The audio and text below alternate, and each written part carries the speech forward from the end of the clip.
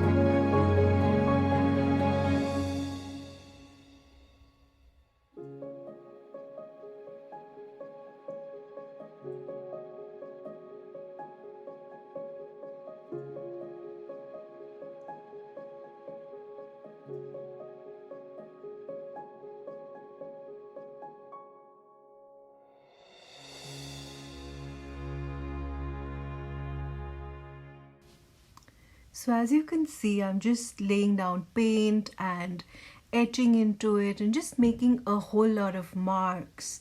So this gives me a lot of starts, a lot of shapes that kind of emerge from within the paint, and that gives you a great starting point to start looking for figures and symbols within the paint, within this abstract, expressive piece. So I should probably have said that this is an intuitive, abstract, expressive painting, but that's quite a mouthful, isn't it? So, but that is what it is, intuitive, and it's abstract and it's playful, and it's just a lot of fun. So here within those layer of paints, I saw these two little eyes and this beak, and it immediately brought to mind an owl. So that's what I'm sketching in here with an Inktense pencil. So as you do this process, you will see small little elements that will show up, and that will remind you of something. So it's not like you'll see a full-blown owl within the paint. Maybe you'll just see the start of an eye, or maybe you'll see a beaky shape, or maybe you'll just see the outline of a head or a body, and then let your imagination fill in what that figure or what that symbol could be. So this is what my imagination filled in when I saw that, those little eyes and that beak kind of shape. I immediately thought of an owl, and that's what I'm bringing out here. So once you sketch in your figure, then start to um, pop it out from the background. So you'll see me doing that in a variety of ways here. So use some white paint around the owl shape. I also hid a bit of the owl, and that was a personal preference. And I'm just etching in, playing, and letting my intuition guide me as I continue to build up and create this piece.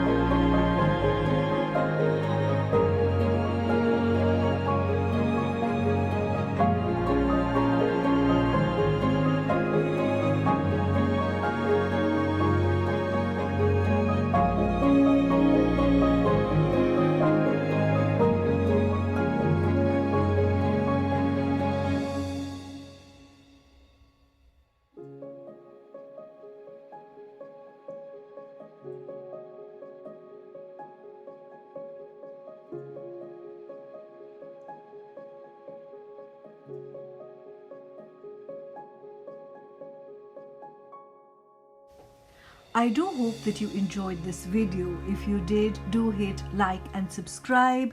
Leave me a comment telling me what you thought of this video and of this painting, and I'll see you here again next time.